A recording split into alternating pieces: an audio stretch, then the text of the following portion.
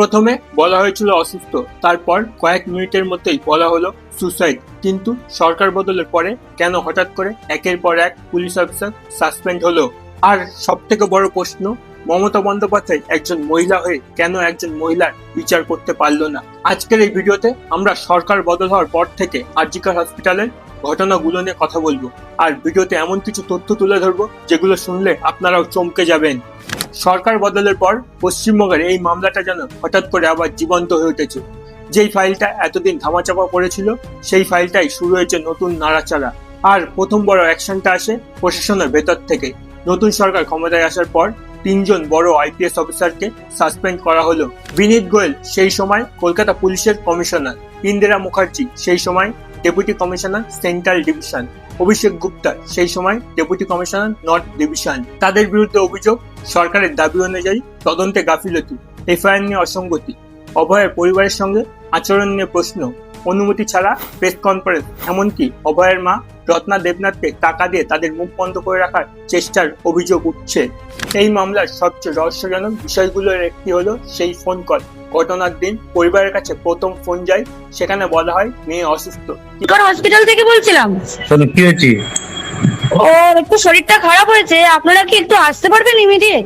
কেন, কি হয়েছে? কি ওর শরীরটা খারাপ, আমরা ভর্তি করাচ্ছি ওকে, আপনি কি ইমিডিয়েট একটু আসতে পারবেন? কিন্তু কিছুক্ষণ পর আবার ফোন যায়, সেখানে বলা হয় সুসাইড করেছে। সুপার বলছি।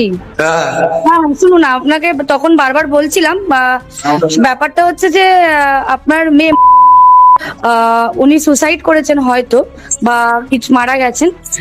পুলিশ রয়েছে, আমরা হসপিটালে সবার সামনেই রয়েছি, ফোন করছি, আপনারা যত তাড়াতাড়ি পারবেন চলে আসুন। আমরা আসছি এক্ষুনি আসছি।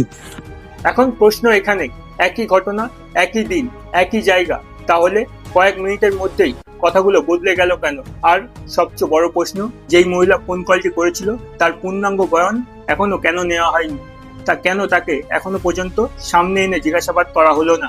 যদি ফোন কলটাই এই কেসের প্রথম তথ্য হয়, তাহলে সেই ফোন কল করা ব্যক্তির বক্তব্য এতদিনও পুরোপুরি রেকর্ড করা হলো না কেন?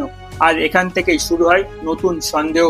তারপর আসে সবচেয়ে বড় বিস্ফোরণ। আদালতে নিয়ে যাওয়ার সময় মূল অভিযুক্ত সঞ্জয়কে সাংবাদিক ঘিরে ধরে, আর সেখানেই হঠাৎ সে বলে ওঠে, আমি কিছু করিনি, সবকিছু করেছে বিনীত গোয়েল। বিনীত গোয়েল আমাকে ফাঁসাচ্ছে। নিজেরা সাজিদ করে আমাকে ফাঁসিয়েছে। সবকিছু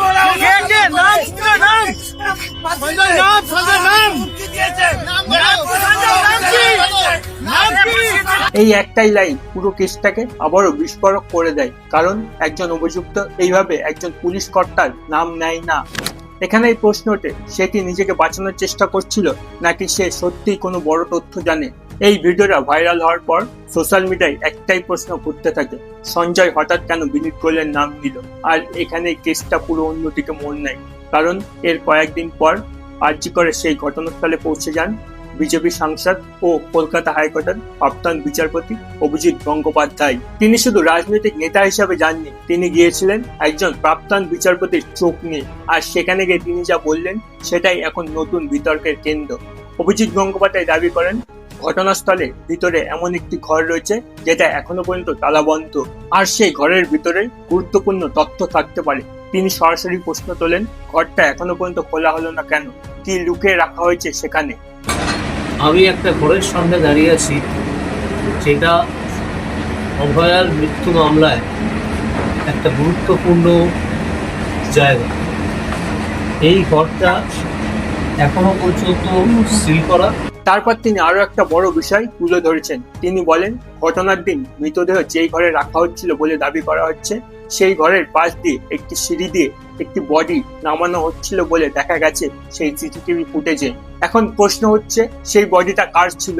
কেন ওইভাবে বডিটা নিয়ে যাওয়া হচ্ছিল? আর সবচেয়ে গুরুত্বপূর্ণ বিষয়, সেই ফুটেজটা এতদিন সামনে কেন আনা হয়নি? এই সিঁড়ি দিয়ে কি নামানো হচ্ছিল? কত ভারী একটা জিনিস, এই প্রশ্ন তো আমাদের আসে, সঙ্গত প্রশ্ন। এই রহস্যময় সিঁড়িটা আমি আপনাদেরকে দেখাচ্ছি, এখান দিয়ে কি নামানো হচ্ছিল, তার ভিডিও ফটোগ্রাফি ছিল, এটা নষ্ট করা হয়েছে এবং সিবিআই এর কাছে তার কপি আছে, সিবিআই এর সীমা বাহুজার কাছে তার কপি আছে। অভিজিৎ গঙ্গোপাধ্যায় এখানেই থেমে থাকেননি। তিনি স্পষ্ট বলেন, এই বিষয়টা আমি নিজে পর্যবেক্ষণ করব, কারণ তিনি একজন প্রাক্তন বিচারপতি এবং বর্তমান বিজেপি সাংসদ। তাই তিনি জানিয়ে দেন, তদন্ত সঠিকভাবে এগোচ্ছে কিনা তিনি নিজে পর্যবেক্ষণ করবেন। অংশগ্রহণ করতে পারি না বা অংশগ্রহণ করবও না কোনোভাবে। আমি শুধুমাত্র যে লুপহোলস গুলো আছে সেগুলোকে তুলে ধরবো। এই বক্তব্যের পর পুরো রাজনৈতিক মহলে তীব্র চাঞ্চল্য শুরু হয়, কারণ এখন আর শুধু সাধারণ মানুষ প্রশ্ন তুলছে না, একজন প্রাক্তন বিচারপতিও তদন্ত নিয়ে প্রশ্ন তুলছে। আর ঠিক এখানেই সাধারণ মানুষের আগ্রহ আরো বেড়ে যায়, কারণ মানুষ বুঝতে শুরু করে এই কেসের এখনো অনেক প্রশ্নের উত্তর বাকি। এখন পুরো কেসটাকে যদি একসাথে দেখা যায় তাহলে কয়েকটা প্রশ্ন বারবার সামনে আসছে। প্রথম, যে মহিলা প্রথম ফোন কলটি করেছিল তার বয়ান স্পষ্টভাবে সামনে এলো না কেন?